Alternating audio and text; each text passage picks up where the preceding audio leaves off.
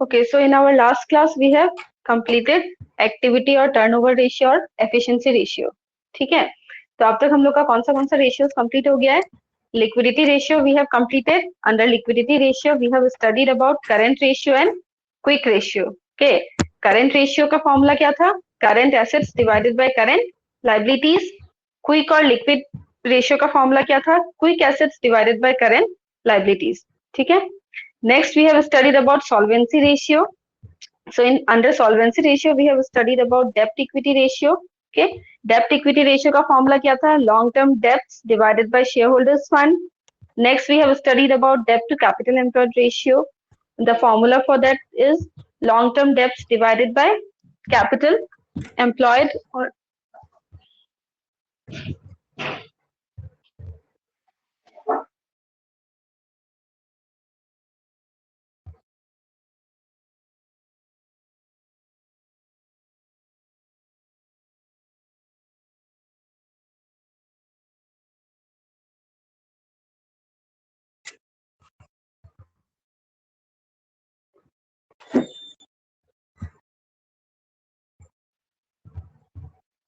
hello.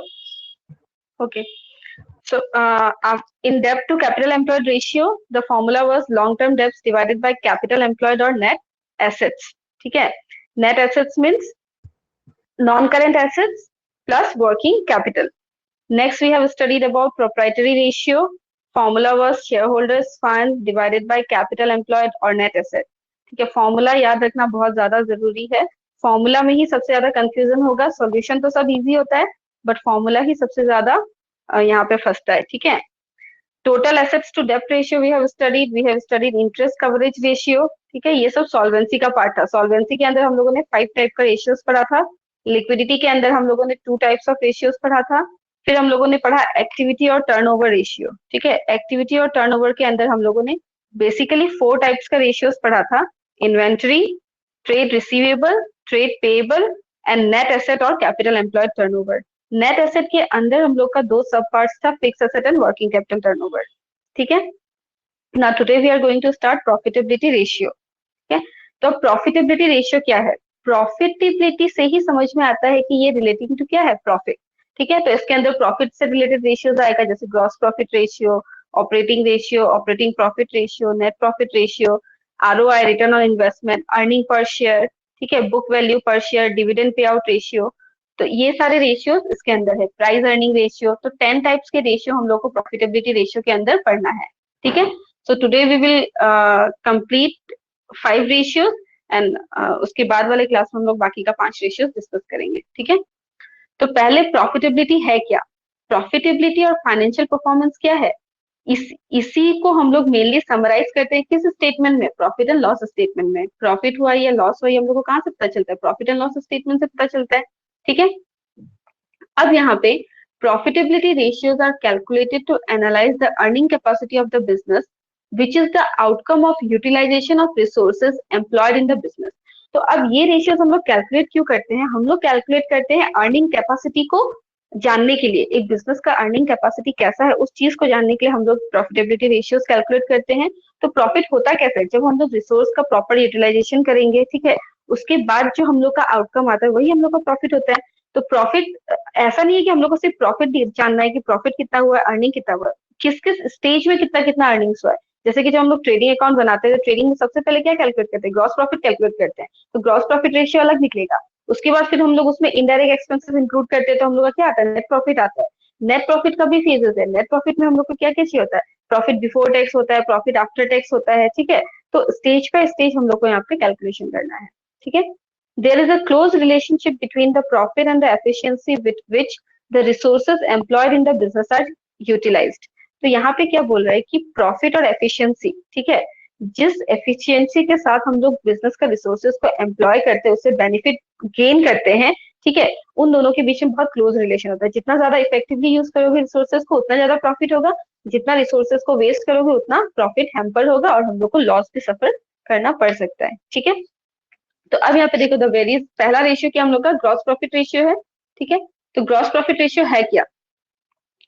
Gross profit ratio as a percentage of revenue from operation is computed to have an idea about gross margin. तो सबसे पहले हम लोग gross profit calculate करते हैं। तो ट्रेडिंग का फॉर्मेट अगर याद होगा तो ट्रेडिंग के फॉर्मेट में क्या क्या था, डेबिट साइड में हम लोग क्या लिखते थे, सी ट्रेडिंग का अगर फॉर्मेट अगर तुम लोग को याद है तो ट्रेडिंग के फॉर्मेट में क्या था, डेबिट एंड क्रेडिट। तो डेबिट साइड में हम लोग क्या क्या लिखते थे, ओपनिंग स्टॉक, ठीक है, फिर परचेजेस आता था, फिर डायरेक्ट एक्सपेंसेस आता था, ठीक है, और क्रेडिट साइड में क्या आता था, सेल्स यानी कि रेवेन्यू फ्रॉम ऑपरेशन, और क्या आता था, क्लोजिंग स्टॉक। ये जो फॉर्मेट है ये फॉर्मेट याद रखना बहुत जरूरी है, ट्रेडिंग का पीएल का फॉर्मेट, ठीक है, ये सब याद रखना बहुत जरूरी है। अभी फाइनल अकाउंट्स में भी आएगा फिर पार्टनरशिप में।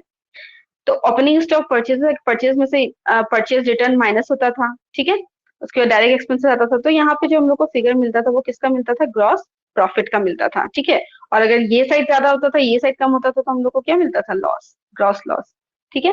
अब यही प्रॉफिट फर्दर पीएल में ट्रांसफर होगा, यही लॉस फर्दर पीएल में ट्रांसफर होगा। तो फिर वहां पे हम लोग इनडायरेक्ट एक्सपेंसेस को लेंगे डेबिट साइड में, ठीक है। तब हम लोग का डेबिट साइड में क्या निकलेगा, नेट प्रॉफिट निकलेगा, और क्रेडिट में अगर आता है बैलेंस तो क्रेडिट में क्या निकलेगा, बाय नेट लॉस, ठीक है। तो ये फॉर्मेट था।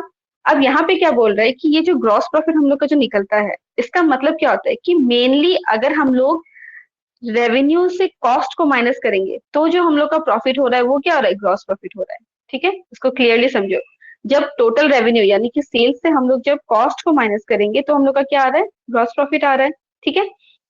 तो अब ये ग्रॉस प्रॉफिट जितना ज्यादा होगा इसका मतलब उतना ज्यादा हम लोग ऑपरेटिंग एक्सपेंसेस को क्या कर सकते हैं, ऑपरेटिंग एक्सपेंसेस को सेटल कर सकते हैं। समझ में आ रहा है कि ग्रॉस प्रॉफिट का जो पैसा बचेगा वही ग्रॉस प्रॉफिट तो यहाँ पे हम लोग लेते हैं ना, ये वाला ग्रॉस प्रॉफिट किधर आएगा, क्रेडिट साइड में आएगा, ठीक है। तो यही तो मेन इनकम का सोर्स है, इसी इनकम से तो इस डेबिट साइड का जितना भी पीएल का एक्सपेंसेस है वो सारा एक्सपेंसेस जो है वो ग्रॉस प्रॉफिट से ही तो माइनस होगा। तो यानी कि ग्रॉस प्रॉफिट जितना ज्यादा होगा उतना ज्यादा एक्सपेंसेस को हम लोग सेटल कर सकते हैं। तो यानी कि वही चीज यहाँ पे लिखा हुआ है कि ग्रॉस प्रॉफिट रेशियो जितना हायर होता है वो हमेशा क्या होता है, गुड साइन होता है। यहाँ पे देखो लिखा लास्ट टाइम में, higher gross profit ratio is always a good sign, यानी कि जितना ज्यादा ग्रॉस प्रॉफिट का रेशियो होगा उतना हम लोग के लिए अच्छा है कि उतना ज्यादा हम लोग एक्सपेंसेस को सेटल डाउन कर सकते हैं और फ्यूचर में और ज्यादा प्रॉफिट होने का चांसेस है, क्योंकि ग्रॉस प्रॉफिट ज्यादा होगा तो यानी कि हम लोग का नेट प्रॉफिट भी ज्यादा होगा। तो यहाँ पे देखो इसका gross profit ratio as a percentage of revenue from operation is computed to have an idea about gross margin. Gross margin कितना है हम लोग का, उसके लिए हम लोग इसको कैलकुलेट करते हैं। फॉर्मूला क्या है, सबसे पहले हम लोग को ग्रॉस प्रॉफिट कैलकुलेट करना है। ग्रॉस प्रॉफिट का फॉर्मूला क्या होगा, रेवेन्यू माइनस कॉस्ट, तो gross profit divided by net revenue of operations, यानी कि सेल्स के अगेंस्ट में तुम्हारा प्रॉफिट कितना हुआ है बस हम लोग को सिंपली वही निकालना है, ग्रॉस प्रॉफिट का परसेंटेज निकालना है, ठीक है। तो इसको बस ग्रॉस प्रॉफिट रेशियो का नाम दे दिया गया है। It indicates gross margin on product sold. It also indicates the margin available to cover operating expenses, non-operating expenses, etc. Change यानी कि यहाँ पे हम लोग को क्या कर रहा है कि एक प्रोडक्ट पे ग्रॉस मार्जिन कितना है ये तुमको पता चल गया, यानी कि एक प्रोडक्ट अगर हम लोग बना रहे हैं, मैन्युफैक्चर कर रहे हैं, तो उसमें हम लोग का कॉस्ट कितना लगा है और उसका सेलिंग प्राइस जो है दोनों का डिफरेंस हम लोग को क्या पता चलेगा कि हम लोग का ग्रॉस मार्जिन इतना है। और उससे ये भी पता चल रहा है कि हम लोग किस लेवल पे हम लोग ऑपरेटिंग एक्सपेंसेस और नॉन ऑपरेटिंग एक्सपेंसेस को कवर कर सकते हैं, ठीक है। Change in gross profit ratio may be due to change in selling price और कॉस्ट ऑफ रेवेन्यू। अब ग्रॉस प्रॉफिट रेशियो में चेंज कब आएगा, जब या तो तुम्हारा रेवेन्यू चेंज होगा या कॉस्ट चेंज होगा, दोनों में से कोई भी एक चेंज होगा या दोनों का कॉम्बिनेशन चेंज होगा, तो फिर हम लोग का ग्रॉस प्रॉफिट रेशियो में चेंजेस आ जाएगा। लो प्रॉफिट खराब होता है, अनफेवरेबल होता है, ठीक है। और high profit gross profit ratio अगर होगा तो इसका मतलब ये एक अच्छा साइन है, ठीक है। तो चलो हम लोग प्रैक्टिकल करके देखते हैं। तो यहाँ पे एक इलस्ट्रेशन 19 दिया हुआ है। Following information is available for the year 2016-17. Calculate gross profit ratio. ठीक है। तो अब यहाँ पे रेवेन्यू फ्रॉम ऑपरेशन दिया है, कैश और क्रेडिट, यानी कि कैश भी दिया हुआ है यहाँ पे और क्रेडिट भी दिया है। तो टोटल रेवेन्यू कितना हो जाएगा, 25,000 प्लस 75,000 यानी कि 1 लाख, ठीक है। परचेजेस दिया है, कैश एंड क्रेडिट दोनों दिया है, तो टोटल परचेज कितना होगा, 15,000 प्लस 3,000, ठीक है। कैरेज इनवर्ट दिया है, कैरेज इनवर्ट कहाँ आता है, ट्रेडिंग में आता है, ओके। देन सैलरीज दिया है, तो सैलरीज क्या है, इनडायरेक्ट एक्सपेंसेस, सैलरीज आएगा ग्रॉस प्रॉफिट कैलकुलेट करने में, नहीं आएगा। Decrease in inventory, decrease in inventory हम लोग को दिया है, यानी कि ओपनिंग माइनस क्लोजिंग इन्वेंट्री दिया हुआ है, ठीक है। रिटर्न आउटवर्ड्स दिया है, रिटर्न आउटवर्ड का मतलब क्या होता है, परचेज रिटर्न, ठीक है। तो परचेज रिटर्न क्या होगा, टोटल परचेज से माइनस होगा। वेजेस तो ट्रेडिंग का पार्ट है तो वेजेस तो आएगा ट्रेडिंग में। तो अब ये इन्फॉर्मेशन से हम लोग को क्या कैलकुलेट करना है, हम लोग को ग्रॉस प्रॉफिट रेशियो कैलकुलेट करना है। तो फॉर्मूला क्या है, gross profit by net revenue of operation. तो पहले तो फॉर्मूला लिख लेते हैं हम लोग, ठीक है।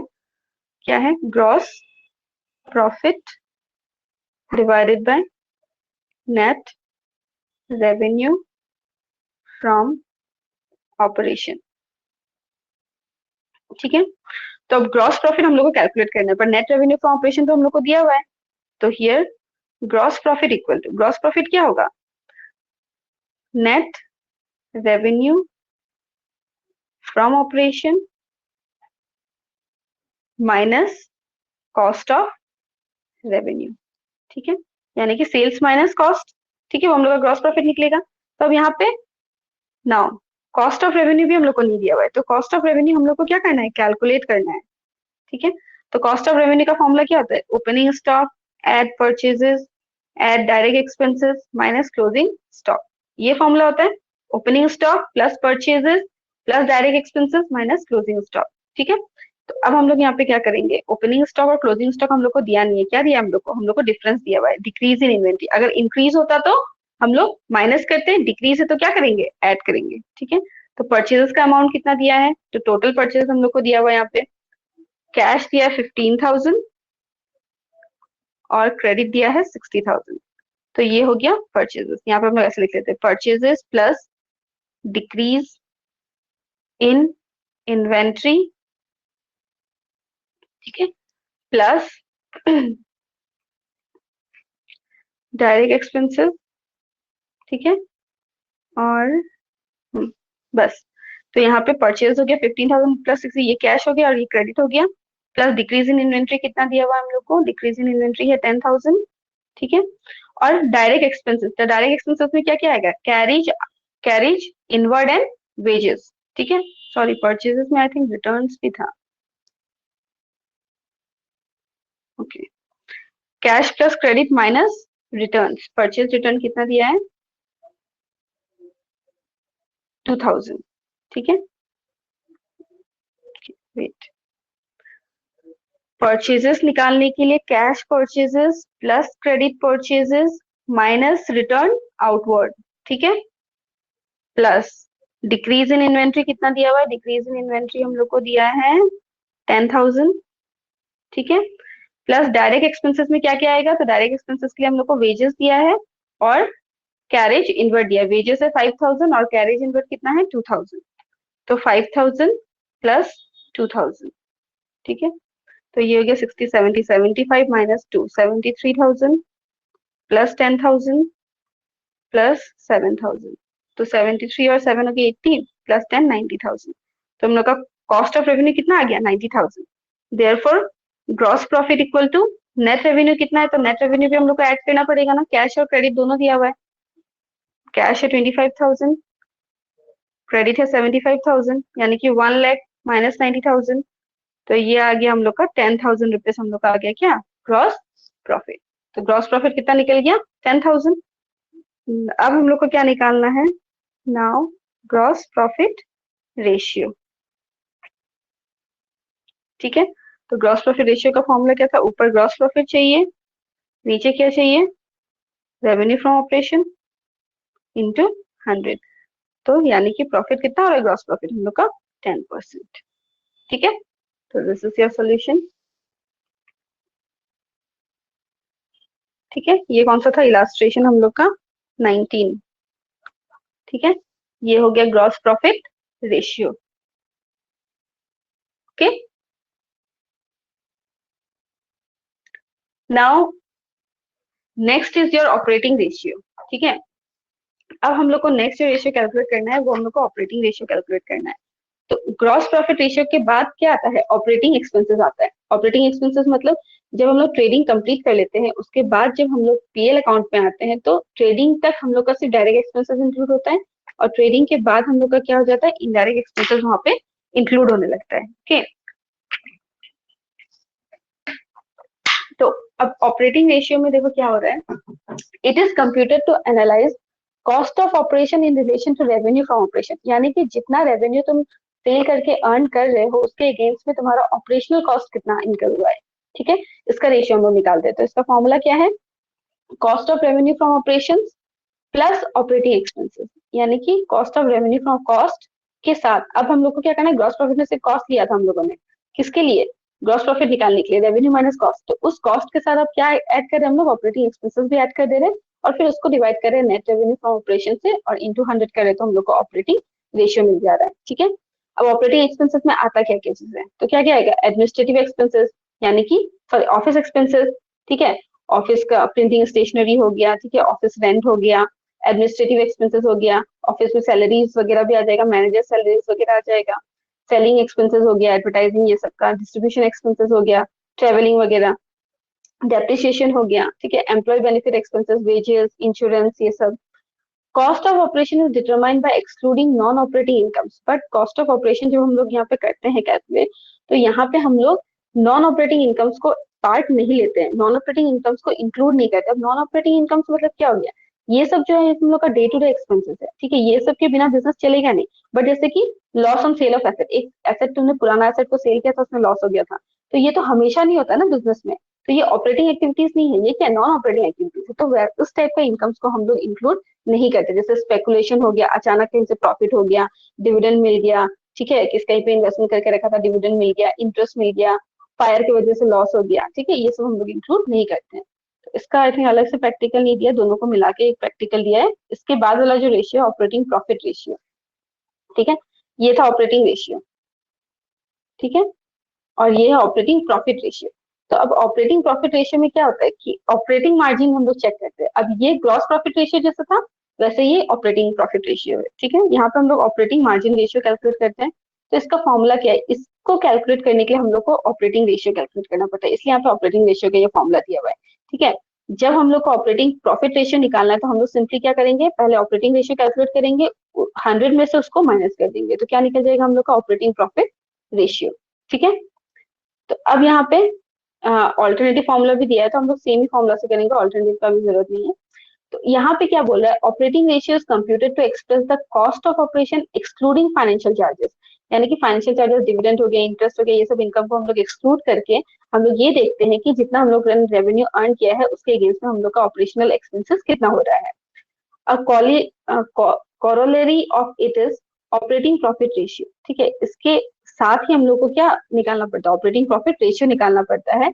ये क्या एनालाइज करता है, ये परफॉर्मेंस को एनालाइज करता है और कितना एफिशिएंटली ऑपरेशंस हो रहा है बिजनेस का उसको एनालाइज करता है, उस पर लाइट थ्रो करता है। ठीक है, it is very useful for interfirm as well as intrafirm comparison, interfirm और इंट्राफर्म कंपेरिजन। ठीक है, यानी कि फर्म के अंदर पास्ट ईयर से प्रेजेंट ईयर के बीच का कंपैरिजन और एक फर्म का दूसरे फर्म से कंपैरिजन, ये सब के लिए हेल्प करता है। तो अगर लोअर ऑपरेटिंग रेशियो है इसका मतलब ये हेल्दी साइन है इसका। ग्रॉस प्रॉफिट में क्या था, अगर लोअर ग्रॉस प्रॉफिट है तो वो अनफेवरेबल है, ठीक है, हायर ग्रॉस प्रॉफिट रेशियो होगा तो फेवरेबल होगा। बट यहाँ उल्टा है, ऑपरेटिंग रेशियो में क्या है, ऑपरेटिंग प्रॉफिट रेशियो में अगर लोअर ऑपरेटिंग प्रॉफिट रेशियो है तो वो हेल्दी साइन है, अगर हायर है तो वो अनफेवरेबल है। ठीक है, तो अब यहाँ पे हम लोग को देखो क्वेश्चन दिया हुआ है, इलस्ट्रेशन 20। ठीक है, तो इलस्ट्रेशन 20 हम लोग सॉल्व करेंगे। रेवेन्यू फ्रॉम ऑपरेशन दिया 3,40,000, cost of revenue from operation दिया 1,20,000, सेलिंग एक्सपेंसेस दिया 80,000, एडमिनिस्ट्रेटिव एक्सपेंसेस दिया 40,000। सेलिंग एंड एडमिनिस्ट्रेटिव क्या है, ये इनडायरेक्ट एक्सपेंसेस है। ठीक है, calculate gross profit ratio and operating ratio, पहले तो ग्रॉस प्रॉफिट रेशियो निकालने के लिए बोला है। तो ठीक है, पहले हम लोगों को ग्रॉस प्रॉफिट रेशियो निकालना है, तो ग्रॉस प्रॉफिट रेशियो का हम लोग पहले फॉर्मूला लिख लेते हैं। We know that gross profit ratio is equal to gross profit by revenue from operation into 100। ठीक है, तो यहाँ पे पहले हम लोग को ग्रॉस प्रॉफिट निकालना है, तो ग्रॉस प्रॉफिट का फॉर्मूला क्या होगा, revenue from operation minus cost of revenue from operation.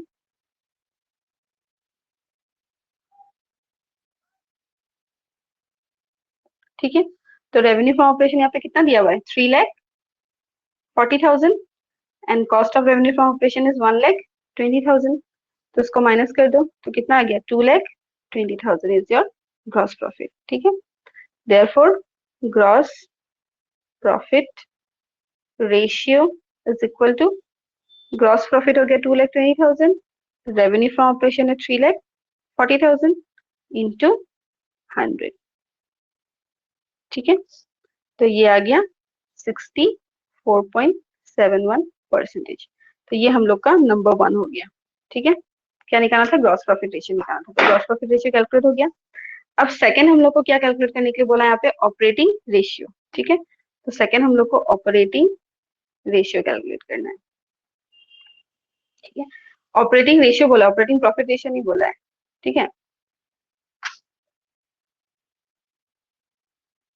तो अब ऑपरेटिंग रेशियो के लिए हम लोग को क्या क्या चाहिए, cost of revenue from operation plus operating expenses. ठीक है, divided by revenue from operation into 100। अब यहाँ पे देखो, cost of revenue from operation दिया हुआ है क्वेश्चन में। ठीक है, कितना दिया हुआ है, 1,20,000। रेवेन्यू फ्रॉम ऑपरेशन कितना दिया है, 3,40,000। ठीक है, अब हम लोग को यहाँ पे सिर्फ ऑपरेटिंग एक्सपेंसेस चाहिए, तो पहले हम लोग यहाँ पे क्या लिखेंगे, कॉस्ट ऑफ रेवेन्यू कितना दिया है, 1,20,000 प्लस ऑपरेटिंग एक्सपेंसेस में क्या क्या आएगा, सेलिंग एंड एडमिनिस्ट्रेटिव एक्सपेंसेस। ठीक है, ये दोनों 80 प्लस 40। यहाँ पे हम लोग डायरेक्ट लिख देते हैं 80,000 प्लस 40,000। और रेवेन्यू फ्रॉम ऑपरेशन कितना दिया हुआ है, 3,40,000 इंटू 100। ठीक है, तो 1,20,000 प्लस 80 40, ये भी 1,20,000 बाय 3,40,000 इंटू 100, 2,40,000 बाय 3,40,000 इंटू 100। ठीक है, तो ये आ जाएगा आपको 70.59%। ये हो गया ऑपरेटिंग प्रॉफिट। ठीक है, अब अगर यहाँ पे ऑपरेटिंग प्रॉफिट रेशियो निकालने के लिए देंगे तो हम लोग क्या करेंगे, 1 माइनस 70.59। ठीक है, इसको कैलकुलेट करके देखना। ठीक है, तो ये हो गया इलास्ट्रेशन 20 का solution. Okay,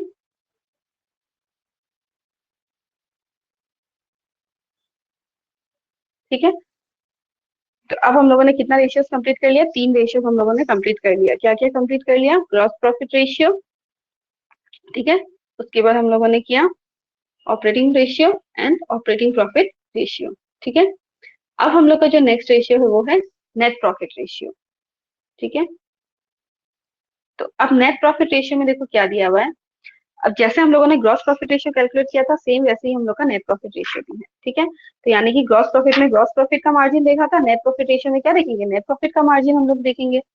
net profit ratio is based on all inclusive concept of profit. ठीक है, जितने भी प्रॉफिट के कंसेप्ट है वो सारे इसमें इंक्लूसिव है।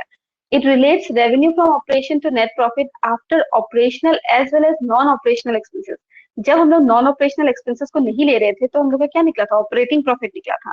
ऑपरेटिंग प्रॉफिट आने के बाद जब हम लोग नॉन ऑपरेशनल एक्सपेंसेस को भी इंक्लूड कर लेते हैं, उसके बाद जो हम लोग को प्रॉफिट मिलता है वो क्या प्रॉफिट होता है, नेट प्रॉफिट। ठीक है, इसमें फॉर्मूला क्या है, net profit ratio equal to net profit divided by revenue from operation.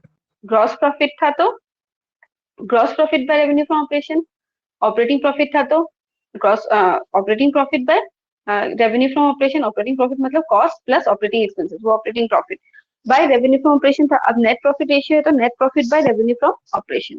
तो नेट प्रॉफिट यहाँ पे क्या दिखाता है, आफ्टर टैक्स वाला। ठीक है, प्रॉफिट आफ्टर टैक्स भी बोल सकते हैं इसको, यहाँ पे profit after tax bye revenue from operation भी लिख सकते हैं, या net profit by revenue from operation भी लिख सकते हैं। ठीक है, तो ये क्या मेजर करता है, ये नेट प्रॉफिट का मार्जिन मेजर करता है। ठीक है, कि जितना हम लोगों ने सेल करके रेवेन्यू अर्न किया है उसके अगेंस्ट में हमारा नेट प्रॉफिट मार्जिन कितना है। ठीक है, तो यही हम लोग का मेन प्रॉफिट होता है ना, जो आफ्टर टैक्स वाला प्रॉफिट होता है। तो यानी कि इससे हम लोग का प्रॉफिटेबिलिटी रिवील हो जाता है। ठीक है, it is the main variable in computation of return on investment. जब हम लोग को इसके बाद वाला जो हम लोग का रेशियो है रिटर्न ऑन इन्वेस्टमेंट, जब हम लोग को कैलकुलेट करना होगा तो उसमें मेजर पार्ट यही होता है। ठीक है, net profit. It reflects the overall efficiency of the business, assumes great significance from the point of view of investors. तो investors को सिर्फ net profit से ही मतलब होता है। ठीक है, तो इसीलिए net profit ratio कैलकुलेट करना बहुत इंपॉर्टेंट है। ठीक है, तो अब देखो नेट प्रॉफिट रेशियो के लिए हम लोग को यहाँ पे क्वेश्चन दिया है। तो क्वेश्चन में क्या दिया है, gross profit ratio of a company was 25%। तो यहाँ पे ग्रॉस प्रॉफिट रेशियो हम लोग को कितना दे दिया, 25% दे दिया है। It's credit revenue from operation was 20,000, यानी कि रेवेन्यू फ्रॉम ऑपरेशन जो क्रेडिट है वो सॉरी 20 लाख है, and cash revenue from operation was 10% of total revenue from operation, यानी कि it's credit revenue from operation was 20 lakh, यानी कि इसका जो क्रेडिट रेवेन्यू है वो 20 लाख है। और कैश रेवेन्यू हम लोग को फिगर में नहीं दिख रहा, क्या दिया है कि जो टोटल रेवेन्यू उसका 10% कैश है, यानी कि 90% क्या है, क्रेडिट है। तो अगर 20 लाख 90% है तो 100% कितना होगा निकाल लेंगे हम लोग, तो टोटल रेवेन्यू मिल जाएगा। ठीक है, तो टोटल रेवेन्यू ही हम लोग को चाहिए, कैश तो नहीं चाहिए हम लोग को। तो यानी कि ये कितना परसेंट है, 20 लाख जो क्रेडिट रेवेन्यू है वो टोटल रेवेन्यू का कितना परसेंट है, 90% है। तो यानी कि हम लोग अगर 20 लाख का 100% निकाल लेंगे तो हम लोग को टोटल रेवेन्यू मिल जाएगा। कैश रेवेन्यू तो हम लोग यहाँ पे निकालना नहीं, हम लोग को टोटल रेवेन्यू से मतलब है। If the indirect expenses of the company were 50,000, यानी कि ऑपरेटिंग एक्सपेंसेस दिया है, ऑपरेटिंग प्लस नॉन ऑपरेटिंग दोनों मिला के दिया है। Calculate its net profit ratio. ठीक है, तो हम लोग को इसका नेट प्रॉफिट रेशियो कैलकुलेट करना है। तो यहाँ पे इन लोगों ने क्या किया, कैश रेवेन्यू पहले कैलकुलेट किया है, ठीक है, उसके बाद टोटल रेवेन्यू निकाला है। ठीक है, तो हम लोग ऐसे भी इसको कैलकुलेट कर सकते हैं या डायरेक्ट इसका हम लोग 100% भी कैलकुलेट कर सकते हैं। ठीक है, तो देखो यहाँ पे कैसे होगा सोल्यूशन, ये हो गया इलास्ट्रेशन 21। तो इसी की तरह हम लोग सॉल्व करके देख लेते हैं। तो यहाँ पे क्या दिया है, हम लोग को नेट प्रॉफिट रेशियो निकालना था, सबसे पहले हम लोग फॉर्मूला लिखेंगे, कोई भी सोल्यूशन करेंगे तो सबसे पहले हम लोग ऊपर उसका फॉर्मूला ही लिखेंगे। Net profit ratio is equal to net profit divided by revenue from operations, ठीक है, इनटू 100। तो अब यहाँ पे हम लोग को क्या करना है, पहले तो हम लोग को नेट प्रॉफिट निकालना है। ठीक है, तो नेट प्रॉफिट का फॉर्मूला सबसे पहले हम लोग क्या निकालेंगे, टोटल रेवेन्यू निकाल लेंगे। Here net profit is equal to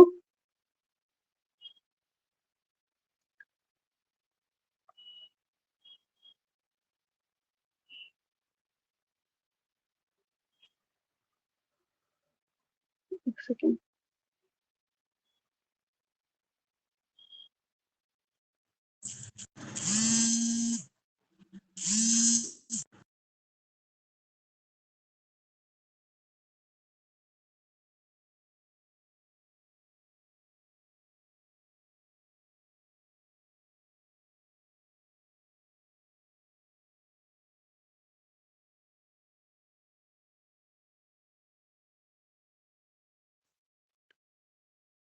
am I audible Mustafiz?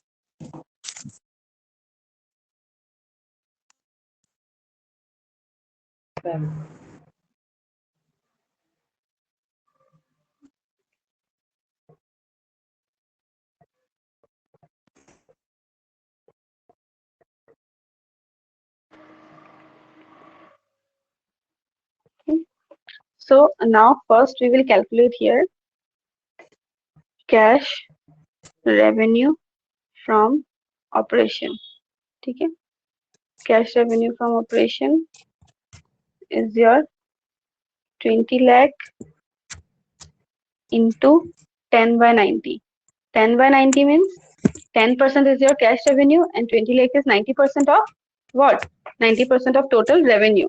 ठीक है, ऐसे भी निकाल सकते हैं या तो फिर ऐसे भी निकाल सकते हैं। टोटल रेवेन्यू हम लोग निकाल सकते हैं जब हम लोग को 20 लाख रुपीज क्रेडिट दिया हुआ है, ठीक है, और वो कितना परसेंट है, 90% है। ठीक है, तो उसका 100% कितना होगा, ऐसे भी निकल जाएगा, या कैश निकाल के हम लोग को क्या करना पड़ेगा, टोटल रेवेन्यू के लिए कैश प्लस 20 लाख।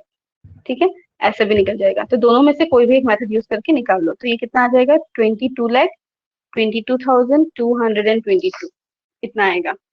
ठीक है, टोटल रेवेन्यू दोनों मेथड से निकाल लो, पर मुझे लगता है कि ये वाला मेथड ज्यादा इजी रहेगा कि 20 लाख क्रेडिट दिया हुआ है और क्रेडिट कितना परसेंट दिया हुआ है, क्रेडिट 90% दिया हुआ है ना, क्योंकि यहाँ पे बोला है कि कैश जो है रेवेन्यू वो 10% है टोटल रेवेन्यू का। तो अगर कैश 10% है तो बाकी का क्रेडिट होगा, बाकी का क्रेडिट यानी कि 90% क्रेडिट है, तो क्रेडिट का तो अमाउंट दिया ही हुआ है। तो 20 लाख इज 90%, तो 100% कितना हो गया, 22,22,222। ठीक है, तो अब यहाँ से हम लोग क्या करेंगे, रेवेन्यू का कितना परसेंट ग्रॉस प्रॉफिट था वो निकाल लेंगे। ठीक है, ग्रॉस प्रॉफिट, ग्रॉस प्रॉफिट से जब ऑपरेटिंग एक्सपेंसेस माइनस होगा, इनडायरेक्ट एक्सपेंसेस माइनस होगा, तो हम लोग का क्या निकलेगा, नेट प्रॉफिट निकलेगा। तो ग्रॉस प्रॉफिट कितना है, 22,22,222 का 25%, तो ये आएगा 5,55,555। ठीक है, ये ग्रॉस प्रॉफिट निकल गया। तो अब नेट प्रॉफिट क्या होगा, gross profit minus indirect expenses,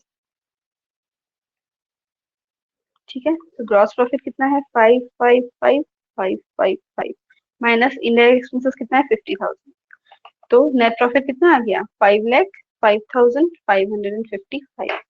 अब हम लोग को यहाँ पे नेट प्रॉफिट रेशियो निकालना है, ठीक है। तो नेट प्रॉफिट रेशियो क्या होगा, नेट प्रॉफिट आया 505,555 डिवाइडेड बाय टोटल रेवेन्यू कितना आया था 22,22,222 इंटू 100। जब हम लोग इसको सॉल्व करेंगे तो हम लोग आएगा 22.75%, ठीक है। तो this is your solution, okay. तो इसके साथ हम लोग का फोर्थ रेशियो कंप्लीट हो गया, जो क्या था नेट प्रॉफिट रेशियो, ठीक है। बुक में थोड़ा अलग टाइप से सोल्यूशन किया हुआ है, तो तुम लोग देख लेना, अगर बुक वाला सोल्यूशन समझ में आता है तो वो कर लेना, अगर ये वाला सोल्यूशन समझ में आता है तो ये वाला कर लेना, ठीक है। अब हम लोग नेक्स्ट करेंगे, आज के लिए लास्ट है, ठीक है, क्या है रिटर्न ऑन कैपिटल एम्प्लॉयड और इन्वेस्टमेंट। तो रिटर्न ऑन इन्वेस्टमेंट या रिटर्न ऑन कैपिटल एम्प्लॉयड, ठीक है। तो ये रेशियो अब है क्या, ठीक है। तो यहाँ पे देखो क्या दिया है, it explains the overall utilisation of fund by a business enterprise. यानी कि यहाँ पे क्या एक्सप्लेन करता है कि हम लोगों ने जो पैसा लगाया है बिजनेस में, ठीक है, उससे हम लोग को रिटर्न कितना मिल रहा है, ठीक है। इसका मेन मतलब यही है। तो कैपिटल एम्प्लॉयड मतलब क्या होता है कि लॉन्ग टर्म फंड जो हम लोगों ने बिजनेस में लगाया है, ठीक है, जिसमें क्या क्या आ जाएगा, शेयर होल्डर्स का फंड आ जाएगा, डिबेंचर्स आ जाएगा, लॉन्ग टर्म डेब्ट्स आ जाएगा।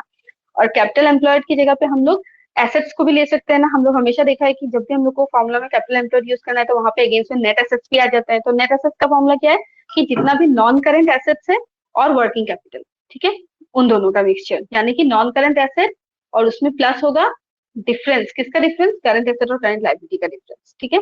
और यहाँ पे जो हम लोग प्रॉफिट यूज करेंगे वो प्रॉफिट कौन सा ले रहे हैं हम लोग, profit before interest and tax, यानी कि ये वो वाला प्रॉफिट है जिसमें अभी तक ना तो इंटरेस्ट पेमेंट हुआ है डिवेंचर होल्डर्स को या किसी को भी, और ना ही उसमें से टैक्स पे हुआ है, ठीक है। ये रेशियो कंप्यूट करने के लिए हम लोग को जो प्रॉफिट चाहिए वो प्रॉफिट हम लोग को बिफोर इंटरेस्ट एंड टैक्स चाहिए, ठीक है। और इसके पहले वाला जो नेट प्रॉफिट रेशियो में हम लोगों को नेट प्रॉफिट चाहिए था, वो नेट प्रॉफिट का मतलब क्या था, प्रॉफिट आफ्टर टैक्स, ठीक है। अब देखो यहाँ पे फॉर्मूला क्या दिया है रिटर्न ऑन इन्वेस्टमेंट का, profit before interest and tax divided by capital employed into 100, ठीक है। ये फॉर्मूला है इसका। तो यहाँ पे सिग्निफिकेंस क्या दिखा रहा है, it measures return on capital employed in the business, it reveals the efficiency of the business in utilisation of funds entrusted to it by share holders, debenture holders and long term holders. यानी कि हम लोगों ने जो पैसा business में लगाया है, ठीक है, या तो वो शेयर होल्डर्स का हो या डिवेंचर इश्यू करके हो या लॉन्ग टर्म लोन्स लेकर के हो, वो कितना इफेक्टिवली बिजनेस में यूज हो रहा है, ठीक है। For interfirm comparison return on capital employed fund is considered a good measure of profitability. Interfirm comparison करने के लिए हम लोग को कैपिटल एम्प्लॉयड का जो ये return on capital employed fund जो है, ये एक अच्छा मेजर माना जाता है प्रॉफिटेबिलिटी को जज करने के लिए, ठीक है। It also helps in assessing whether the firm is earning a higher return on capital employed as compared to interest rate paid। यानी कि जितना इंटरेस्ट हम लोग पे कर रहे हैं, सपोज फंड हम लोगों ने गैदर किया, फंड के लिए हम लोग इंटरेस्ट पे कर रहे हैं, तो वो इंटरेस्ट जो हम लोग पे कर रहे हैं तो वो ऑब्वियसली जो हम लोग को रिटर्न मिल रहा है उससे कम होना चाहिए ना। अगर उससे ज्यादा होगा तो यानी कि हम लोग का प्रॉफिट हो ही नहीं रहा है, ठीक है। सो इसके साथ ही हम लोग का क्या हो गया, ये रिटर्न ऑन कैपिटल एम्प्लॉयड खत्म हो गया, ठीक है। उसके बाद हम लोग स्टार्ट करेंगे return on share holders fund, EPS, ठीक है, dividend pay out ratio, price earning ratio, ठीक है। और ये सारा एक साथ कैलकुलेट करने के लिए दिया गया है क्वेश्चन में, ठीक है। बुक वैल्यू रेशियो ये सब हम लोग एक साथ कैलकुलेट करेंगे कल, ठीक है। तो आज के लिए इतना ही, और ट्राई करके देखना प्रैक्टिकल सम्स, ठीक है।